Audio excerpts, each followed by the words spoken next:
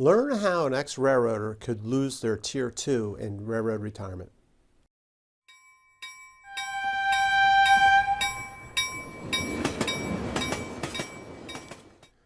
Welcome everyone to another edition of the Highball Advisors Railroad Retirement Whiteboard.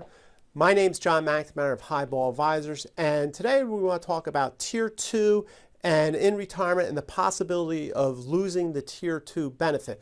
And specifically what I'm talking about is the survivor annuity portion of that Tier 2, okay, and the importance of retiring properly from the railroad. So just to recap, right, Tier 2 is that pension income, that additional 4.9% you've been paying your paycheck, creates a nice retirement pension for you and your spouse. I'll give you an example here. If you retire, let's say you have 25 years of service, and your Tier 2's accounting for $2,500 a month, that's like a $600,000 asset. So that's a serious amount of money, and it's a great source of guaranteed retirement income. So it's very valuable, and we want to make sure that that gets protected for you. So what I'm talking about is that current connection, is the importance of retiring with that current connection.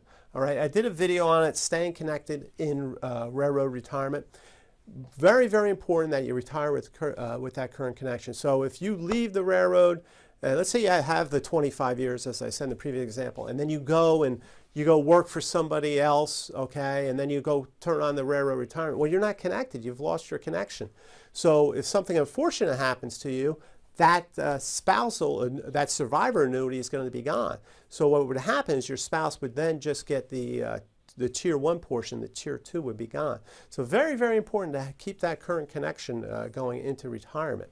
All right, so let me just give you an example of a railroad retiring, right? So in this example, I'll make it nice and easy. Railroad with Tier 2, let's say they have, I'm just talking about Tier 2, not Tier 1. Might have $1,000, spouse gets 45%, so they have a Tier 2 benefit of $1,450 a month, right?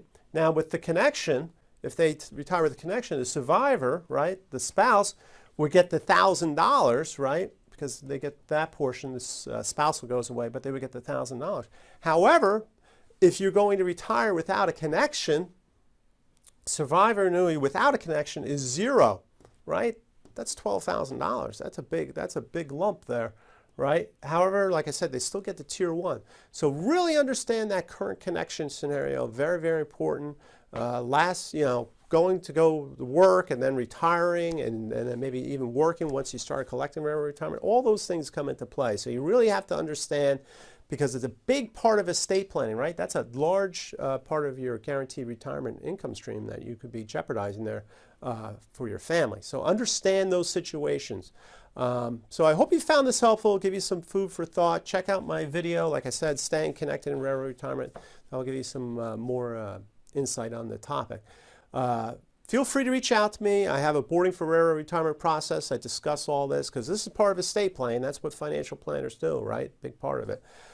Sign up for that. Really good stuff there.